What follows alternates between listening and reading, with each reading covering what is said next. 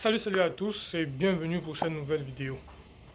Je vous garantis qu'à la fin de cette vidéo, vous n'allez plus dire crypto-monnaie ou tout et n'importe quelle crypto que vous connaissez. C'est parti. Alors, tu as certainement l'habitude d'appeler les cryptos comme l'Ethereum, le Cardano, le Apecoin comme des crypto-monnaies. Mais je t'arrête tout de suite. Ce ne sont pas des crypto-monnaies. Non. Pas du tout. Et oui, c'est la vérité. Et d'ailleurs, je vais t'expliquer tout ça dans cette vidéo. Alors, avant de continuer, je te suggère de prendre de quoi noter, de bien t'installer et de suivre cette vidéo jusqu'à la fin. Parce que jusqu'à la fin de cette vidéo, tu auras des informations pertinentes. Tu n'en sortiras pas bredouille. Alors, il est important de savoir déjà à la base que les cryptos font partie d'une classe d'actifs à part entière, telles que les actions, les obligations ou les devises, les ressources naturelles et tout ça.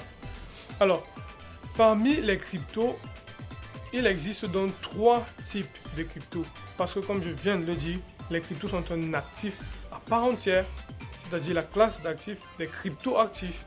Donc parmi les crypto-actifs, tu vas trouver les crypto-monnaies telles que le Bitcoin, le Litecoin, le Dash, le Ripple.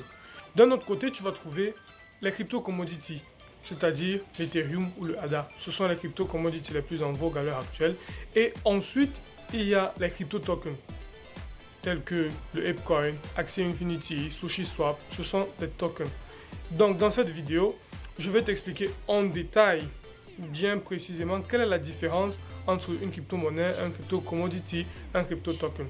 Parce que franchement, il faudrait que vous soyez des connaisseurs. Et en tant que connaisseur, vous devez appeler les choses par leur nom comme il se doit.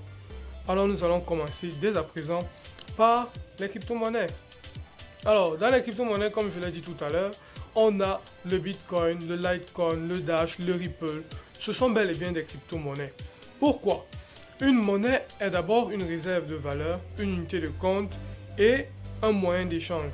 Vous allez vous rendre compte vous-même, pour ceux d'entre vous qui avez déjà fait l'expérience des crypto-monnaies, d'en échanger, d'en acheter, que les frais de transaction du Bitcoin, du Litecoin et de toutes ces crypto-monnaies sont relativement basses. Pourquoi? Parce que ce sont d'abord des moyens d'échange. Et en tant que moyen d'échange, ça doit justement être accessible, si vous voyez ce que je veux dire. Parce qu'on n'a pas créé les crypto-monnaies pour dépenser encore plus d'argent que l'on en dépense tous les jours dans nos transactions classiques. Et puis après, nous avons les crypto-commodities. Les crypto-commodities telles que l'Ethereum ou le Cardano offrent des ressources. Continuer, n'est-ce pas? Si tu aimes ce que tu entends, n'oublie pas de me lâcher un pouce bleu, de partager la vidéo et surtout de t'abonner si tu es nouveau sur la chaîne. N'oublie pas d'activer la cloche de notification pour pouvoir avoir accès à toutes les vidéos, les prochaines vidéos que on va faire sur la crypto-monnaie si ça t'intéresse et d'autres sujets sur lesquels la chaîne est basée. Donc, Ethereum se veut comme étant, n'est-ce pas, le Apple de la blockchain. Pourquoi? Parce qu'ils offrent premièrement la possibilité de créer des tokens, c'est-à-dire des cryptos qui n'ont pas leur propre blockchain sur leur blockchain. Ils offrent aussi la possibilité d'avoir leur code open source pour que d'autres personnes créent leur propre blockchain en utilisant leur blockchain. Un exemple est la blockchain de Polygon qui est normalement associée à la blockchain d'Ethereum. Ça, c'est une autre chose.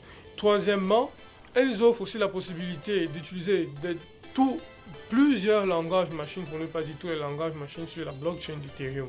C'est ça que Ethereum a l'objectif de faire. C'est pourquoi c'est pas une crypto-monnaie, mais c'est un crypto-commodity. Parce qu'ils offrent des ressources pour que d'autres personnes puissent venir construire ce qu'ils ont envie de construire sur leur blockchain.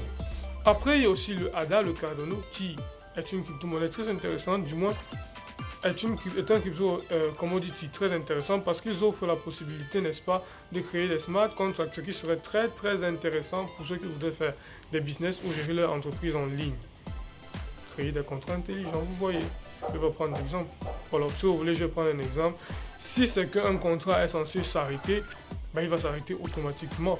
S'il y a une clause à respecter pertinente dans un contrat, vous n'aurez pas besoin de venir à arrêter votre contracteur de respecter cette clause. Non, la blockchain va s'assurer à travers le smart contract de respecter chaque clause émise dans un smart contract. C'est ça qui est cool avec le Cardano.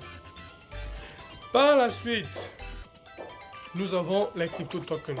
Les crypto tokens, comme je l'ai déjà dit, ce sont des cryptos qui n'ont pas leur propre blockchain, qui sont assis sur d'autres blockchains. Donc, un token est généralement un produit ou un service qui obtient une crypto sur lequel est adossé le produit ou le service. Prenons l'exemple de la crypto de Axie Infinity par exemple. C'est un jeu très en vogue à l'heure actuelle qui est basé sur la blockchain et le Web 3.0. Leur crypto coin, si je peux le dire comme ça, le Axie Infinity, est adossé, j'espère, sur ce produit qu'est le jeu Axie Infinity. On peut aussi trouver des services adossés sur des tokens comme le service de l'échange de l'échangeur Uniswap, n'est-ce pas, ou SushiSwap, qui ont créé leur token sur lequel ils ont adossé leur plateforme d'échange. Qu'est-ce qui se passe en réalité avec les tokens? Plus la plateforme d'échange, dans le cas de Uniswap ou de SushiSwap, va prendre de la valeur, va se voir devenir plus populaire, ou alors le jeu Axie Infinity va devenir plus populaire, ça va entraîner une plus grande utilisation, n'est-ce pas, de leur crypto, parce que leur crypto va prendre de la valeur en fonction de leur service ou de leur produit. C'est en fait ce qui se passe sur les tokens. Donc, après cela, voilà les différences qu'il y a entre crypto-monnaie, crypto-commodity, crypto-token. Donc, il faut arrêter de dire crypto-monnaie pour tout et n'importe quoi. C'est pas tout pareil. Voilà. Maintenant que tout ça a été dit, j'espère que tu auras beaucoup appris, n'est-ce pas, dans cette vidéo, et que tu pourras la partager avec un maximum de personnes, parce que partager la connaissance, c'est le but de la chaîne. Créer une communauté qui est au fait de ce qui se passe de bien dans le monde des cryptos, dans le monde du digital plus précisément, parce qu'on ne va pas que parler des cryptos, on va parler aussi de business et aussi un peu de développement personnel, parce qu'on ne peut pas parler de tout ça sans parler de développement personnel. C'est essentiel pour toute personne qui se veut ou se voit être un entrepreneur. Bien, c'était Digipreneur aujourd'hui encore pour vous servir, et nous serons encore là pour d'autres vidéos. Ciao!